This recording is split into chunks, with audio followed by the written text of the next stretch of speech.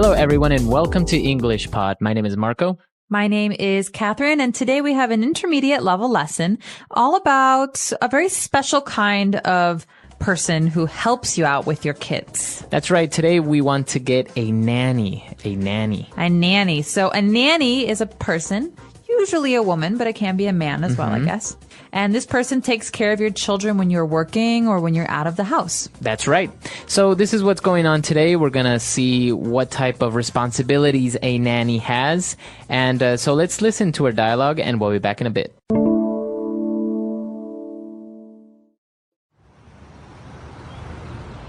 Hey Mel, are you up for some tennis today? Sorry, I can't. I have to go to work, pick up Jake and Maddie from school, and make them an afternoon snack, then take Jake to soccer practice and Maddie to dance class. You sound exhausted. Maybe you should hire a nanny to help you out. She can pick the kids up and take them to their after-school activities. She can also help you do some household chores and run some errands. Oh, I don't know. It's hard to find the right nanny. You have to consider her previous work experience, the responsibilities you give her, and how she interacts with the kids. I would love to have someone to help me out, though. I think you should definitely consider it. This way, you won't have to juggle such a busy schedule, and you'll still get to spend time with the kids in the evenings. I can refer you to this great nanny, Amy. She used to work for my neighbors before they moved away. She's very responsible, a good cook, and great with kids. Oh, that's great. Thanks, Grace. Can you give me her number? I'll talk it over with Julie and give her a call tomorrow. Maybe this way I won't be so tired every day, and Julie and I might even get to go on a date once in a while. All right, we're back. So now let's take a look at some key words on language takeaway. Language takeaway.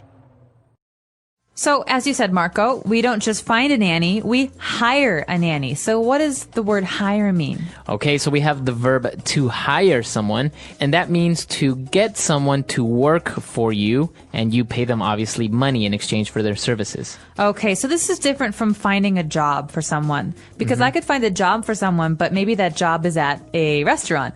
But when I hire someone, that means I want that person to work for me or That's for right. my company. That's right. So in this case, obviously, we are not a company. We are just a couple of people who are looking for a nanny. So we need to hire a nanny. We need to get her to work for us. And obviously, you would pay her a salary. All right, so when you pay her a salary, you also have some expectations about what the nanny will do. So one of those expectations is that the nanny will take the children to their after-school activities. That's right. So this is a phrase, if you will, or a type of thing that happens after school. So usually children, when they finish their classes, they have some things that they can do at school, like, for example, sports. That's right. So this is very common in America, but not so common in other parts of the world. So just to explain, if your child is in high school or middle school, after school is over, there's no more class, your child might want to play soccer or to go to art class. And these are things that you do at the school, but it's usually considered an activity, not a class. And so we call these after-school activities. That's right. So these activities are usually for recreation. They're not really part of the curriculum. It's not a class. No, you don't get marks or grades for these. These are just for fun, you know. A lot of people work, and so they need to have these activities for their kids to stay at school until they finish working. That's right. Okay, so we want the nanny to take the children or pick them up from their after-school activities. And we also need the nanny to help out with some household chores. Okay, so you should know where these chores are being done. The first word is household, which means in the house. Okay, so examples of household chores would be like cleaning the windows, Washing the dishes. or doing laundry. So basically any type of cleaning around the house. That's right, making the house look nicer. And so usually children have chores. These are things they need to do, but a nanny can also help with household chores. Okay, and also we want the nanny to help and run some errands.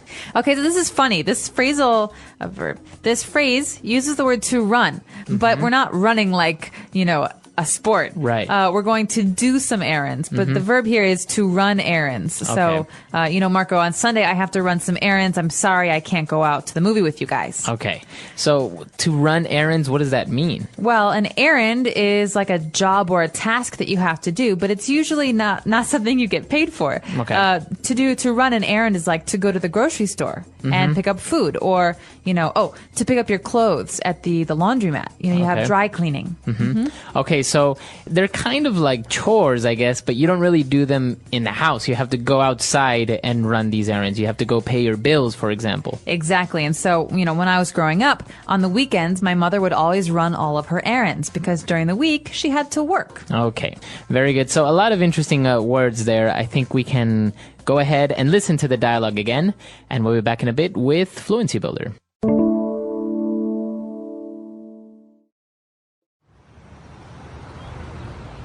Hey Mel, are you up for some tennis today?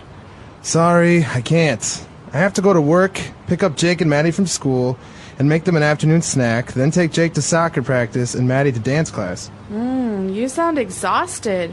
Maybe you should hire a nanny to help you out. She can pick the kids up and take them to their after-school activities. She can also help you do some household chores and run some errands. Oh, I don't know. It's hard to find the right nanny. You have to consider her previous work experience, the responsibilities you give her, and how she interacts with the kids. I would love to have someone to help me out, though. I think you should definitely consider it. This way, you won't have to juggle such a busy schedule, and you'll still get to spend time with the kids in the evenings. I can refer you to this great nanny, Amy. She used to work for my neighbors before they moved away. She's very responsible, a good cook, and great with kids. Oh, that's great. Thanks, Grace. Can you give me her number? I'll talk it over with Julie and give her a call tomorrow. Maybe this way I won't be so tired every day, and Julie and I might even get to go on a date once in a while. All right, we're back with Fluency Builder, and so let's take a look at some of these phrases now. Fluency Builder. So this first phrase is a very kind of spoken English phrase, something that you're going to hear all the time, especially if you're talking to your American friends. We say, "Are you up for some tennis today?" To be up for. Okay, so to be up for something, this is from the very first sentence when Grace says, "Hey Mel, are you up for some tennis today?" What does it mean if I ask someone if they are up for some tennis? This means, would you like to play tennis today? Are you interested in playing tennis today? So is this a good idea for you? Do you want to do this? So basically, are you willing to play tennis today? Yes. All right, so to be up for is to be interested in or willing to do something. Are you up for a movie tonight? All right. Okay, or maybe you can ask your friend, are you up for grabbing a bite to eat later on? Absolutely, I'm hungry. So, to be up for is a good way to ask a question. After that, though, we have another phrase. This phrase is very important when you're trying to get someone to help you. So how do we ask, can you help me? In the dialogue, we saw how Mel said that it would be a great idea to get a nanny because she would love to have someone to help me out. So, to help someone out, to help me out.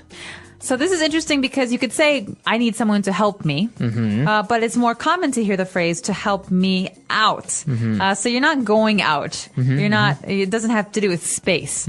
But we just say this phrase to help out means to help someone. So it's basically the exact same thing, but it just sounds a lot more natural. Exactly. So, Marco, I'm moving tomorrow. Do you have some time to help me out? Okay. So you say help me out, but you could also say, do you have time to help me? And exactly. Both are okay. Or if I'm talking about me and my friend, we're really busy tomorrow. Do you have any time to help us out? Okay, so we just changed the person there. We went to the plural form. Yes, me, us, you. Okay, very good. Okay, and so for our last phrase, this is actually also very interesting when Grace was telling Mel that she's really busy and if she gets a nanny, she wouldn't have to juggle such a busy schedule. All right, so the key verb here is to juggle. Now, I wish I could show this to you guys, but as this is an audio podcast, I can't. What does the verb to juggle mean, Marco? Well, I don't know if you've ever seen clowns or at a circus where people have 3 balls and they throw them in the air with 2 hands, and they're basically throwing stuff in the air, sometimes balls or pins and stuff like that. Sometimes fire. Fire. So that's to juggle, basically to have many things in your hands and be able to move them at the same time. All All right, so when you're talking about a busy schedule, this means that you have lots and lots of things to do. It's important to be able to juggle your busy schedule. That means to handle doing many things at the same time. That's right. That's All right. right. So another way to say this is because you're so busy right now, having a nanny will help you complete your tasks or, finish what you need to do. That's right. So you can also say the CEO of the company has to juggle a very busy schedule. All right. He has many, many things to do in general. That's right. Okay. So a lot of stuff. I think it's time for us to listen to this dialogue one last time, and we'll be back to talk a little bit more.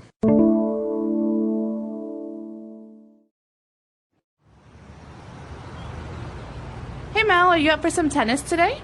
Sorry, I can't. I have to go to work, pick up Jake and Maddie from school, and make them an afternoon snack, then take Jake to soccer practice and Maddie to dance class. You sound exhausted.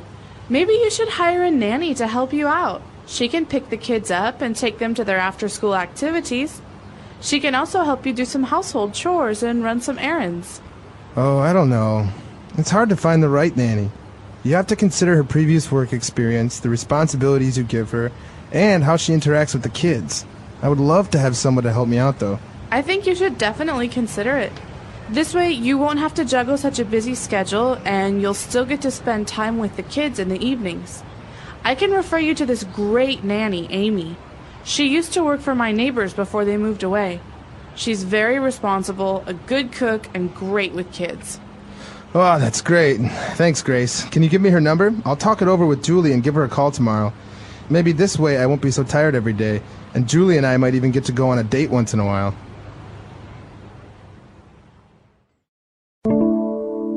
So there are a lot of people all over the world who have nannies. I often see them when I go to New York City, women who take out the kids and they push them in strollers, and mom and dad maybe go to work or have classes or something. That's right. Now, this is interesting because there's also another word called a babysitter, but it's different, right? There's a difference between a nanny and a babysitter. They both take care of kids, but I think it's the time that they do it that's a difference. That's right. So a nanny is usually hired on a contract basis. You say, I need a nanny to come and watch my kids every day, Monday to Friday, for the next 6 months.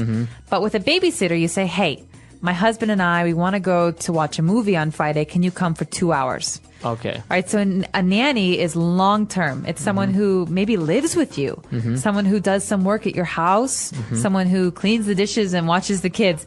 But a babysitter just comes, once a month or just when you need her. That's right. Okay. So that's the main difference between a nanny and a babysitter. Now, as you said, they're very, very common nowadays because I guess it's not like before when women usually would stay at home and take care of the children. Now both parents usually work, and so more people are getting nannies. That's right. Although nannies can be very expensive, it depends where you live. And so for people who can't afford a nanny, if a nanny is too expensive, the baby will go to daycare. And that's actually like a place where many babies or children are together, and there's one teacher or one nanny who takes care of everyone. That's right. So it's an interesting topic. Maybe some of our listeners grew up with a nanny or had a nanny when they were growing up, or maybe you have kids of your own and you have a nanny now.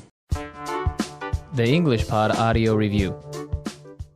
Listen to the meaning, then say the vocabulary word. Very tired. Exhausted. To give work. Hire. A woman who is paid to care for a young child. Nanny. A small job that is done regularly. Chore. Short journey that you take to do or get something. Errand. To do several things at the same time. Juggle. To send someone to a person or place for treatment. Refer. Let's try that faster. A woman who is paid to care for a young child. Nanny. A small job that is done regularly. Chore. To send someone to a person or place for treatment. Refer. Very tired. Exhausted. To give work. Hire. Short journey that you take to do or get something. Errand. To do several things at the same time. Juggle. Now say the word and hear it in a sentence.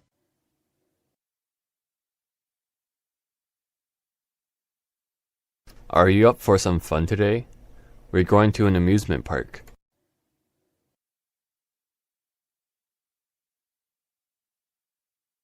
I don't feel so well. I don't think I'm up for basketball this afternoon.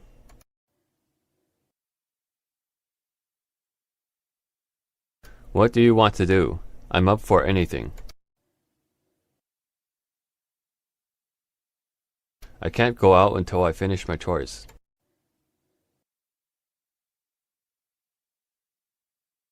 My mom left me with a list of chores to do around the house.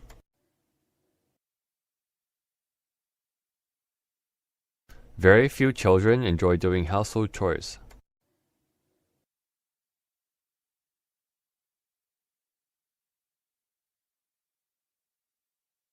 When you are applying for a new job, your interviewer will ask for recommendations from your previous employer.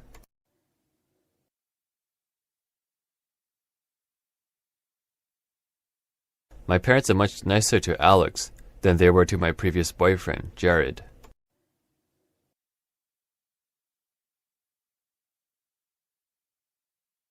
This house is smaller than our previous house, but it's in a better neighborhood.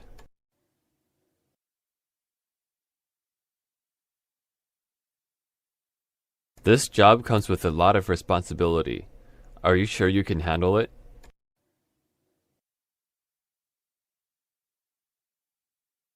It's my responsibility to take care of the family dog.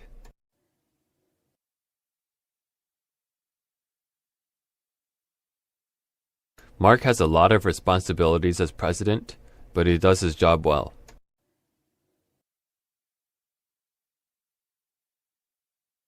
From the way they interact, it seems like they are good friends.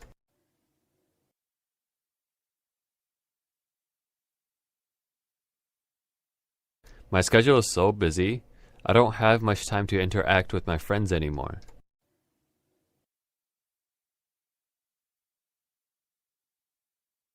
You can learn a lot from interacting with people of different backgrounds. Juggle.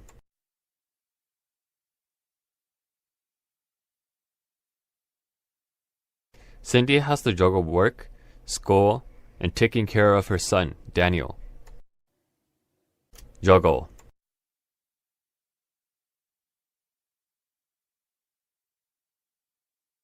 Even though Manuel is very busy, he does a good job of juggling all his responsibilities. Juggle.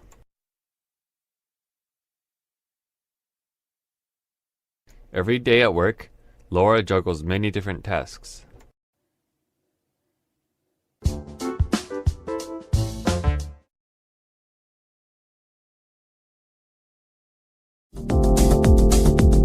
Hello, English learners. Welcome back to English Pod. My name is Marco. And I'm Erica. And today we have another romantic lesson. Kind of romantic. A little romantic. We got a boyfriend and a girlfriend, and they're apologizing to each other. Okay, so it's a very common situation, and we're going to be talking about love. We're also going to talk about different pet names that are commonly used in English. That are used with your boyfriend or girlfriend. Okay, very good. So let's listen to this dialogue for the first time and see what's happening with our couple.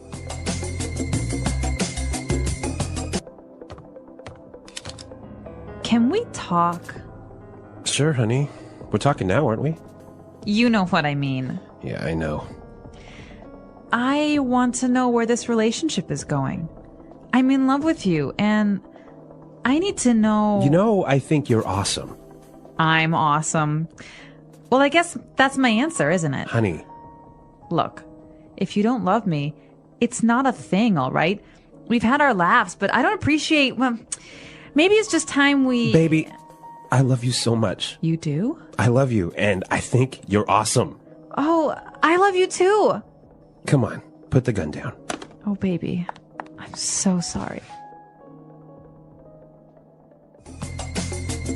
Okay, so romantic and dramatic. Yeah, I think she really needed to hear that. Right, so I think she really wanted to hear, I love you. Yeah, that's right. And there's some interesting phrases here in this dialogue. And today we're going to focus mostly on phrases. So why don't we start with Fluency Builder? Fluency Builder. Okay, on Fluency Builder today, we are going to take a look at some of these phrases. And the first one is very important and very different. So obviously this dialogue is about love, and we heard two different ways that this word is used. And the first one is to love someone. Right, so he said, I love you. Yeah, I love you. We all pretty much understand what that means. Right, but they also mentioned to be in love with someone. Okay, so he said, I am in love with you. I'm in love with you. In love. Okay, so what's the difference between to love and to be in love? To be in love with someone means that you have these strong romantic feelings towards somebody. That's right. So you can only be in love with your boyfriend, your girlfriend, your husband, or your wife. So you can love your parents, you can love your family, but you can't be in love with them. You can only be in love with your girlfriend, boyfriend, husband, wife. That's right. Okay. So moving on to the next phrase. Now, the girl asked her boyfriend, can we talk? Can we talk? Can we talk? This is a very simple sentence. Right, we know the meaning, right? But why does she say, can we talk? Okay, so you use this when you want to start a conversation about something serious. Okay, so if you wanted to talk to me about my new shirt. I wouldn't say, hey, Marco, can we talk? Oh, I really like your shirt. Where'd you get it? Exactly, right? It has to be serious. It has to be serious. So usually, if somebody says, hey, can we talk? It means that there's going to be a serious topic. Yeah, it's going to be probably bad news. Maybe bad news. Yeah. So, can we talk? So, if your boyfriend or girlfriend tells you this, well, it's not a good sign. That's right. All right. And the last phrase that we have on Fluency Builder. You know what I mean. You know what I mean. You know what I mean. You know what I mean. All right. So, again, this phrase is very simple to understand, right? That's right. So, you know what I'm talking about. You understand me. But the interesting thing is that we can also make it a question. And it's all about the change in tone. Okay, so with this in mind, let's listen to two examples of the same phrase, but with different tones. And you try to see which one is the question. Example 1. I'm tired of doing nothing all day here at home. You know what I mean? Example 2. Come on, Charles. You know what I mean when I say that I don't like your friends. Example 3. I hate this class. It's so boring and tedious. You know what I mean? All right, so we heard the examples and, well, maybe you guessed it right. The second example was the question. That's right. You know what I mean? Right. So basically, you're asking the person if they understand your idea or they understand what you're talking about. So maybe you can say, so the professor wasn't very clear on his instructions, so how was I supposed to do the homework? You know what I mean? So you're asking me to confirm that I understand you. My idea. You understand what I'm saying? Yeah. Okay, and if it was a statement, I might say, hey, I don't like going to your mom's house. So I would say, what? What do you mean? Why? You know what I mean. Right. So I perfectly understand or know the reasons why you don't like going to my mom's house. I don't have to tell you. You know what I mean. All right. Very good. So you know what I mean. Great. So we've taken a look at these 4 phrases. They're very simple, but the way that you use them gives them different meanings. That's right. All right. So let's listen to our dialogue for the second time. Let's slow it down a little bit, and then we'll come back and look at some more phrases.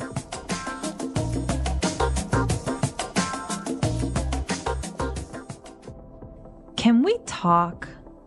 Sure, honey. We're talking now, aren't we? You know what I mean. Yeah, I know.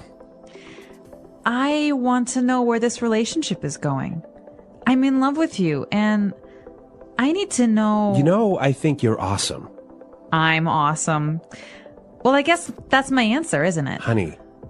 Look, if you don't love me, it's not a thing, all right? We've had our laughs, but I don't appreciate, well, maybe it's just time we... Baby, I love you so much. You do? I love you, and I think you're awesome.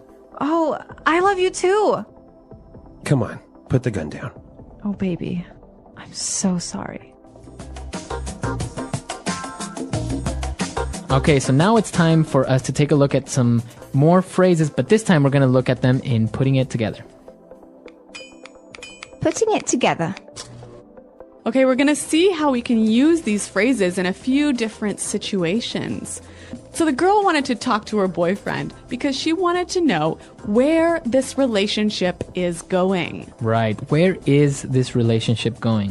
Where is this relationship going? So she wants to know what's going to happen, or What's the future? What's the future of this relationship? Yeah. Are we going to get married? Are Yeah. we just what's happening? Yep. So why don't we listen to some examples with different nouns and how we can use this phrase? Example 1. I don't know where my career is going in this company. I don't see any potential for growth. Example 2. This movie is so confusing. I have no idea where the plot is going. Example 3.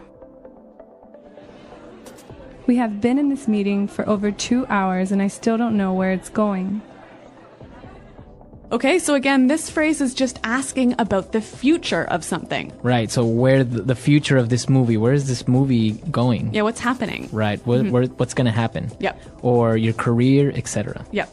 Okay, and so the girl, she was talking a little bit about her feelings, and she said, maybe it's just time we... Okay, so this phrase isn't complete yet. Yeah. We need to finish it. Yeah. But she is basically saying, maybe we should do this. Mm-hmm. How can we finish the phrase? All right, so she could say, maybe it's just time we break up. All right. Or I can say, maybe it's time we have a baby. Ooh, Marco. All or right. even, maybe it's time we go home. Okay, so it's getting late. Let's go home. Maybe Yeah. it's time we go home. Yeah. So this is how we can finish this phrase. And what about our last phrase? So she also said, we've had our laughs. Okay, so that means we've had our good times. Yep. Okay. But we can change this to, we've had our ups and downs. Okay, or we've had our moments. Mm-hmm.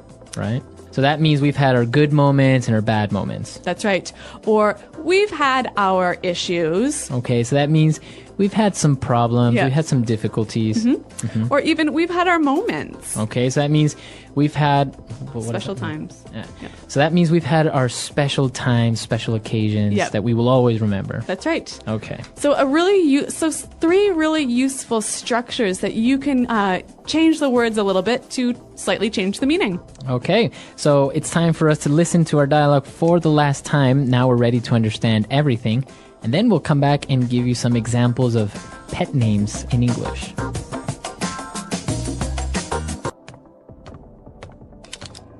Can we talk? Sure, honey. We're talking now, aren't we? You know what I mean. Yeah, I know. I want to know where this relationship is going. I'm in love with you, and I need to know... You know, I think you're awesome. I'm awesome.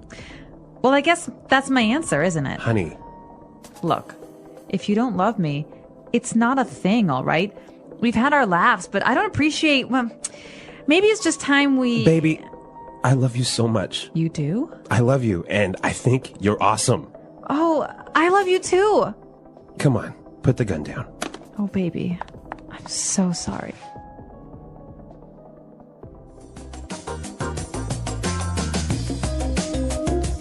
All right, well, Marco, you mentioned this word pet names. And what exactly is that? All right, so pet names aren't names for your dogs or your cats, Okay, right? right. They are those sweet names that you would call your boyfriend or girlfriend. Okay, so like baby, Okay, in our dialogue, we heard baby. Yep. Right? So we're not talking about a little a little child. no. Yep. This is usually how you would call maybe your girlfriend or boyfriend. Mm-hmm. Baby. Or honey. Honey, right? Yep. Hey, honey, or honey, I'm home. Yep. Right? But we also have other ones like sweetheart. Or Darling. darling. Yeah. Or what about sweetie? Mm-hmm. Or cutie. Cutie. Oh. So some of these phrases can be a little bit like cheesy, maybe A little, like yeah, a little too sweet. too much. Yeah. Like smookums. Snookums. Snookums. Like snookums. Okay. Or honey bunny. Oh, yeah.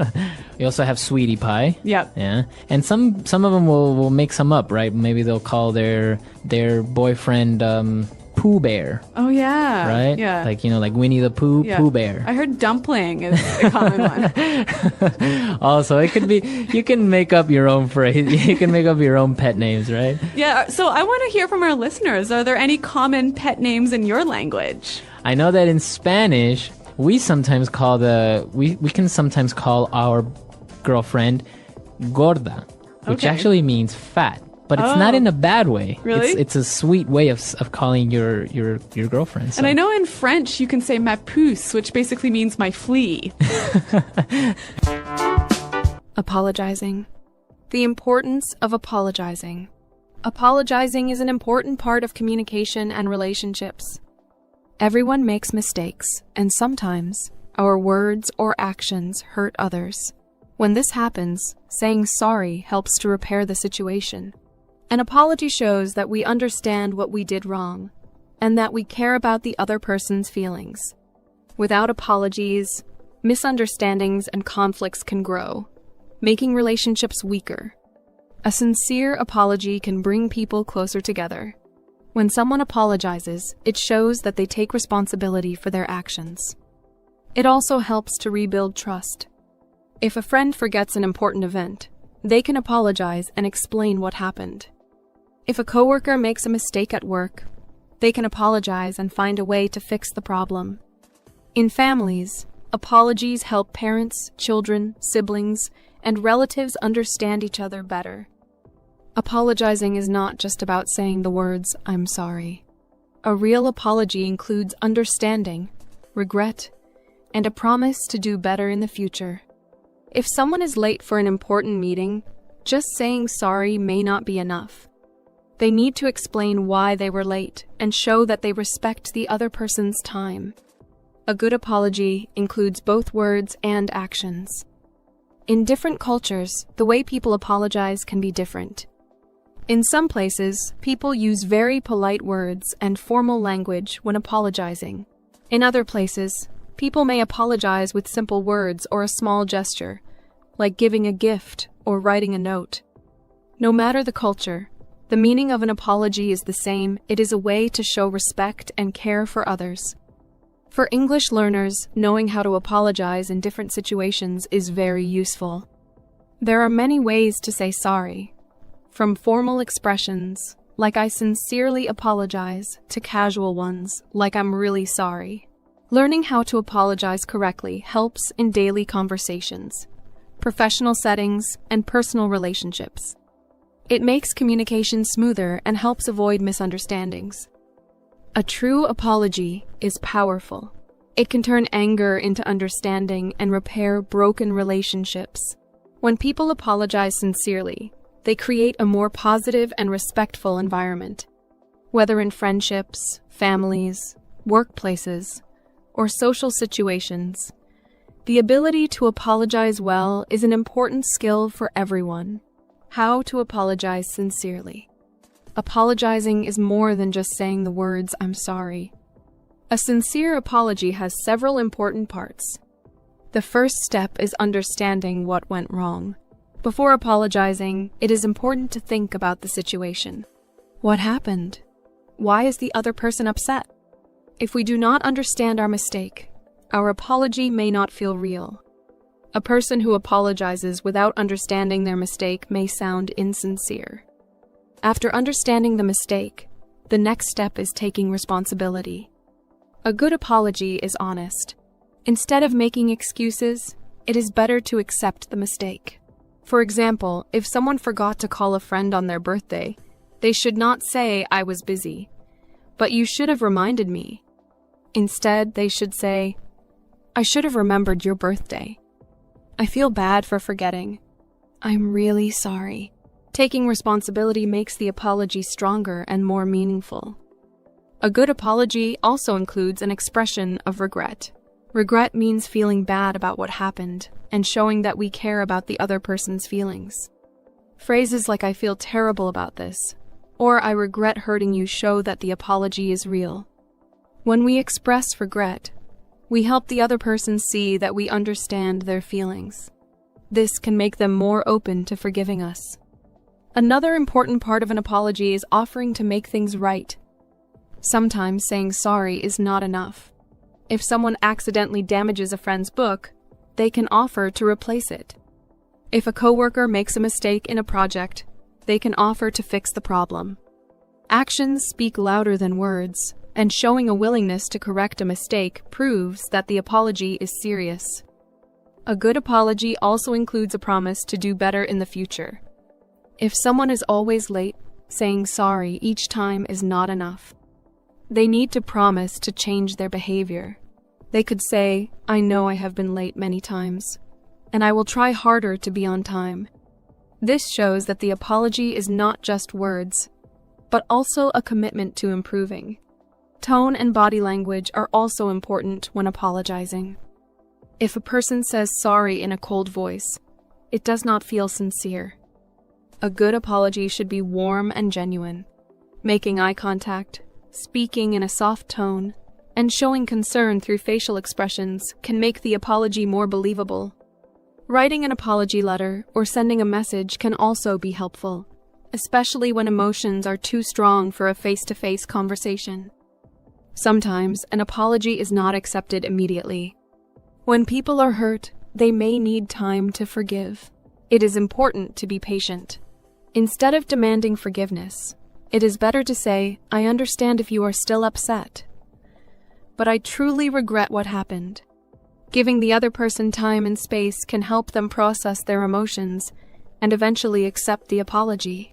In some situations, people apologize even when they are not at fault, just to maintain peace. This is common in workplaces, friendships, and relationships. However, apologizing should always be genuine. Saying sorry when we have not done anything wrong can sometimes create confusion or make us feel uncomfortable. A better way to handle such situations is to acknowledge the other person's feelings without admitting to a mistake that we did not make. Apologizing is a skill that improves with practice. By learning different ways to say sorry and understanding when and how to apologize, people can build stronger, healthier relationships. A sincere apology does not just repair a mistake, it also shows kindness, responsibility, and emotional intelligence. Whether in personal or professional life, knowing how to apologize well is an important part of effective communication. Apologizing between a boyfriend and a girlfriend. In romantic relationships, misunderstandings and mistakes happen. Even in the strongest relationships, couples argue, disagree, or accidentally hurt each other. Apologizing is an important part of maintaining a healthy and loving relationship. When a boyfriend and a girlfriend apologize to each other, it is not just about saying "I'm sorry," but about understanding, trust, and emotional connection. In a relationship, emotions are often strong. When one person makes a mistake, the other might feel hurt, disappointed, or even angry. This is why apologizing in a romantic relationship can be more difficult than apologizing to a friend or a coworker. The apology needs to show care, love, and a real effort to make things better. Simply saying "I'm sorry" without showing true regret may not be enough. One of the most important things in a relationship is communication. When a boyfriend and a girlfriend have a problem, they need to talk about it openly.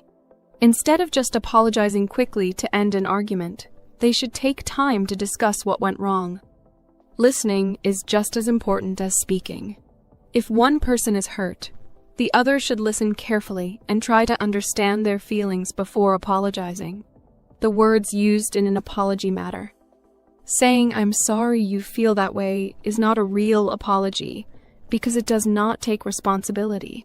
A better way to apologize is to say, "I realize that what I did hurt you, and I feel terrible about it. I never wanted to make you feel this way." This kind of apology shows understanding and care. It helps the other person feel heard and respected. Sometimes, actions are more powerful than words. In relationships, small gestures can help show sincerity. If a boyfriend forgets an important date, he can apologize and then plan something special to make it up. If a girlfriend says something hurtful, she can not only apologize, but also do something kind to show she truly cares. These actions help rebuild trust and strengthen the relationship. Apologizing should never be about winning or losing. Sometimes couples argue and both people feel hurt. In these situations, both should be willing to apologize. A relationship is not a competition. Both people should support each other. If only one person apologizes every time, the relationship can become unbalanced. Both partners should take responsibility for their actions and be willing to admit when they are wrong. Timing is also important. If one person is very upset, apologizing immediately may not work because emotions are too high. Giving the other person time to calm down can make the conversation more productive. A sincere apology given at the right time is more effective than a rushed apology given in the middle of an argument. Trust is an important part of any relationship. If one person keeps making the same mistake and apologizing without changing, their words lose meaning. A real apology should come with a promise to improve. For example, if a boyfriend always cancels plans at the last minute, he should not just say, "I'm sorry." He should also say, "I know I have done this before, and I will make sure it does not happen again." Showing that they are willing to change helps rebuild trust. In long-term relationships, small problems can become big issues if they are not addressed. This is why regular communication and sincere apologies are necessary. When couples apologize and forgive each other, they create a stronger bond. Apologizing does not mean weakness. It means caring about the relationship more than the argument. Love and respect are the foundation of a good relationship. Saying sorry is one way to show that love and respect. A sincere apology can heal wounds, bring people closer, and make the relationship even stronger. Every couple experiences challenges, but those who know how to apologize and forgive each other can build a relationship that lasts. The power of forgiveness and moving forward. Apologizing is only one part of the process. After an apology, the next step is forgiveness and moving forward. If an apology is sincere, it can help repair relationships, but forgiveness is what truly strengthens them. Holding on to anger, even after an apology, can create distance between people. Forgiveness does not mean forgetting the mistake or pretending it did not happen. It means choosing to let go of the pain and allowing the relationship to heal. Forgiving someone can be difficult, especially when the mistake is painful. Some apologies are easy to accept, like when a friend forgets to call or a coworker arrives late. But other mistakes, like betrayal, dishonesty, or repeated hurtful actions, are much harder to forgive. In these situations, time is necessary. The person who is hurt needs space to process their emotions before they can forgive. A forced or rushed forgiveness is not real and will not help the relationship in the long run. In a romantic relationship, forgiveness is especially important. Couples who stay together for a long time learn to forgive each other often. No one is perfect, and mistakes will happen. If a boyfriend and a girlfriend cannot forgive each other, small problems can turn into big ones. However, forgiveness should not be one-sided. If one person is always apologizing and the other never admits their mistakes, the relationship becomes unbalanced. Both people need to take responsibility when they are wrong. Trust plays a big role in forgiveness. If someone apologizes but keeps repeating the same mistake, their words lose meaning. Saying sorry is not enough if there is no change. If a girlfriend apologizes for not listening but continues to ignore her boyfriend's feelings, he may not believe her apologies anymore. If a boyfriend apologizes for breaking a promise but continues to do it, his girlfriend may feel like his words are empty. A real apology includes action. It means working to fix the problem so that it does not happen again. Forgiveness is also important in friendships. Friends argue, misunderstand each other, and sometimes say things they do not mean. A strong friendship is not one where no mistakes happen, but one where both people can apologize and forgive. Holding on to anger can destroy a friendship. A simple but sincere apology can bring two friends closer together. In families, forgiveness is also necessary. Parents and children, siblings, and relatives all have disagreements. Sometimes emotions are strong, and words are said in anger. Apologizing in a family can be difficult because people see each other every day, but an apology in a family can also be one of the most meaningful. It shows love and respect, even after a disagreement. A parent who apologizes to a child teaches them the importance of taking responsibility. A child who apologizes to their parents shows maturity. Forgiveness does not mean that everything goes back to normal immediately. Healing takes time. If someone is deeply hurt, they may need time to trust again. That is why a sincere apology should come with patience. It is important to allow the person who is hurt to process their emotions. Rushing forgiveness can make things worse. Sometimes people expect an apology but never receive one. Not everyone is willing to admit their mistakes. In these cases, forgiveness is still possible. Letting go of anger does not mean accepting bad behavior. It means choosing to move on for personal peace. Holding on to resentment only causes more pain. Choosing to forgive, even without an apology, can bring a sense of freedom and emotional healing. Learning how to apologize and forgive is a skill that improves over time. It helps build strong relationships, whether in friendships, families, or romantic partnerships. When people apologize sincerely and forgive genuinely, they create an environment of trust and understanding. Every relationship will face challenges, but those who learn to apologize and forgive will be able to overcome them. Apologizing and forgiving are acts of kindness, not just for the other person, but also for ourselves. A sincere apology can fix a broken relationship, and true forgiveness can heal a wounded heart.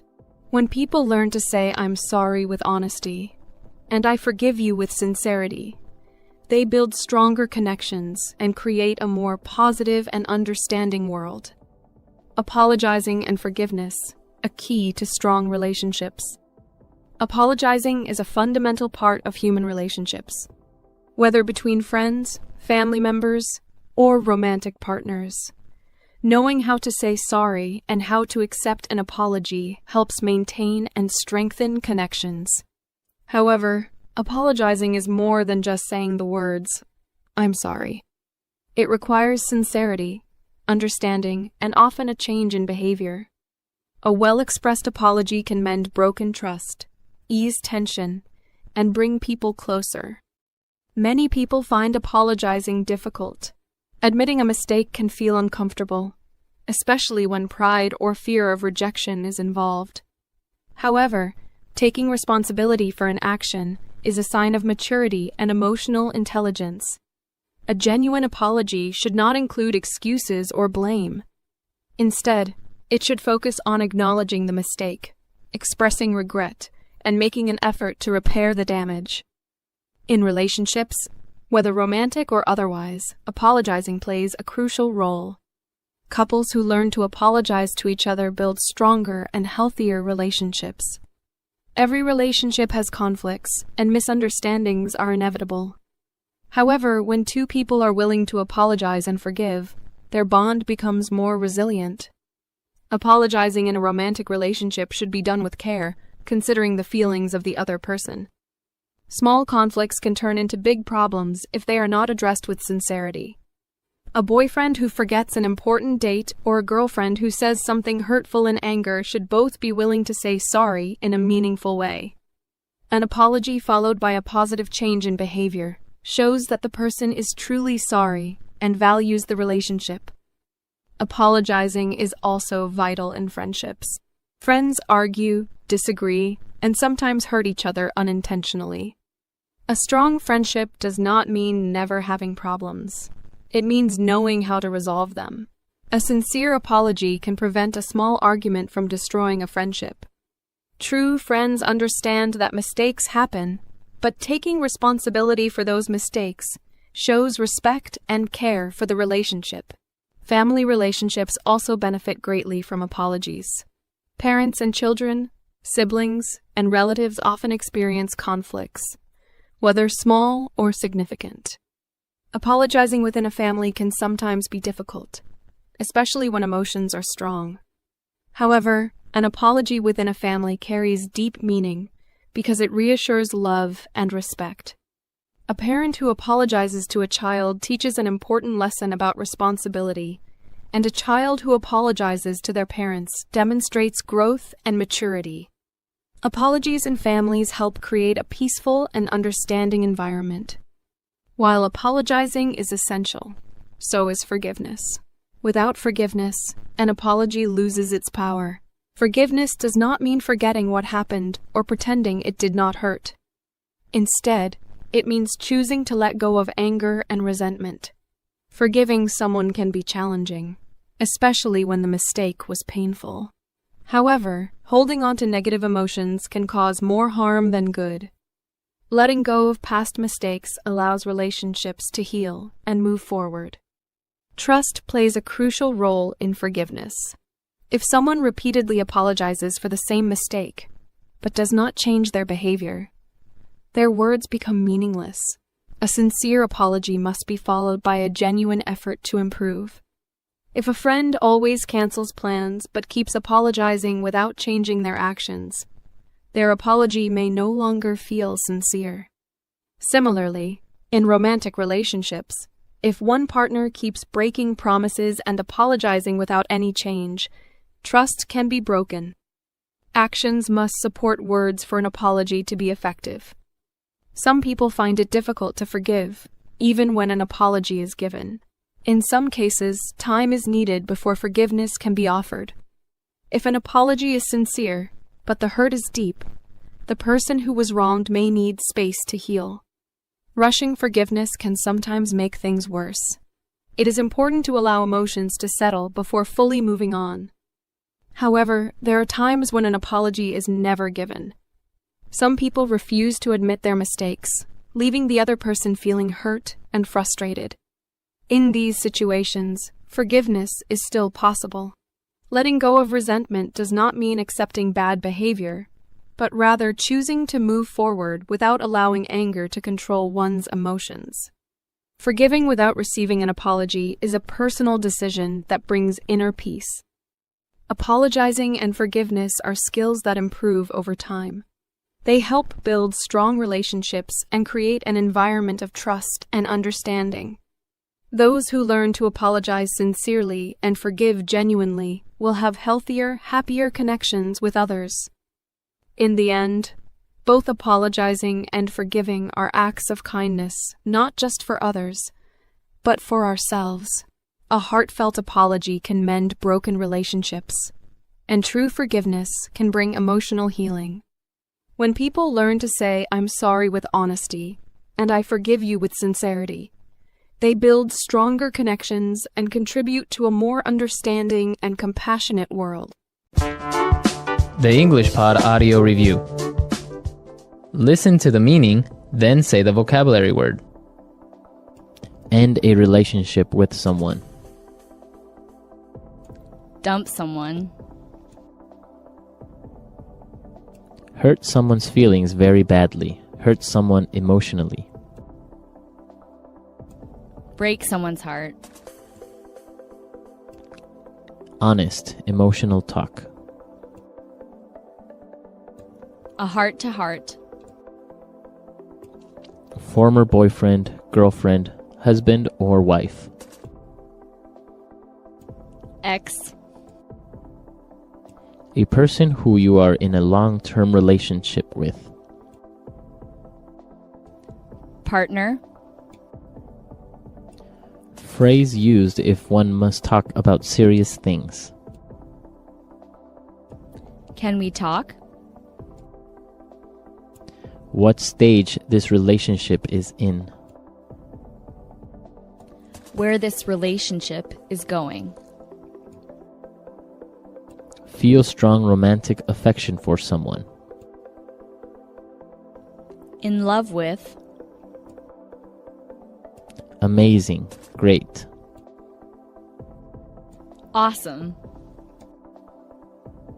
We have experienced our happy days. We have had our laughs. Don't like. Don't appreciate. Have strong affection to someone. Love. Perhaps it is time for us to do something. Maybe it is time that we. Let's try that faster. End a relationship with someone. Dump someone. We have experienced our happy days. We have had our laughs. Former boyfriend, girlfriend, husband, or wife. Ex. Phrase used if one must talk about serious things. Can we talk? Have strong affection to someone. Love. Amazing. Great. Awesome. Feel strong romantic affection for someone. In love with. What stage this relationship is in. Where this relationship is going. A person who you are in a long-term relationship with. Partner. Honest, emotional talk. A heart to heart. Don't like. Don't appreciate. Perhaps it is time for us to do something. Maybe it is time that we. Hurt someone's feelings very badly. Hurt someone emotionally. Break someone's heart. Now say the word and hear it in a sentence. Can we talk? I've got something really important to tell you. Can we talk? Can we talk? Can we talk? I think I'm in love with someone else. Can we talk? Can we talk? I need your help with something. Where this relationship is going.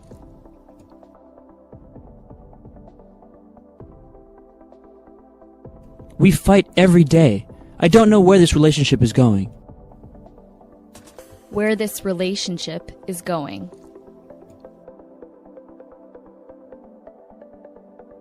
Where is this movie going?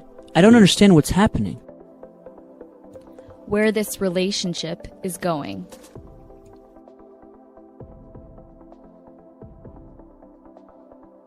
You want to do what? Where are you going with this conversation? We have had our laughs.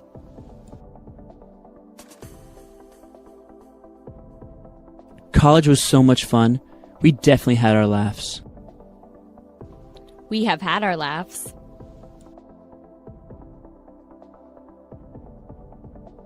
She has her moments, but for the most part, she's a really nice girl. We have had our laughs. You had your fun. Now it's time to go to sleep. Maybe it is time that we. It's 2 o'clock in the afternoon. Maybe it's time we have some lunch? Maybe it is time that we.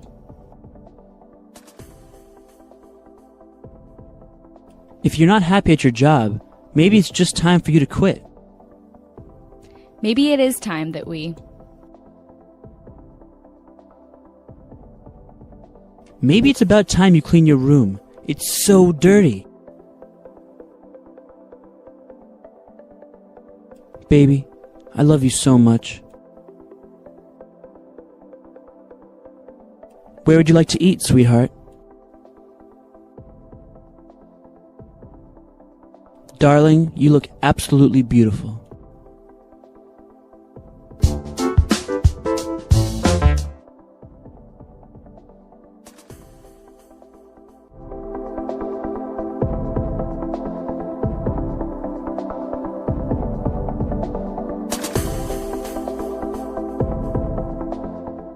Thank you for listening. We hope you enjoyed this episode and learned something new. Don't forget to subscribe so you never miss an episode. See you next time.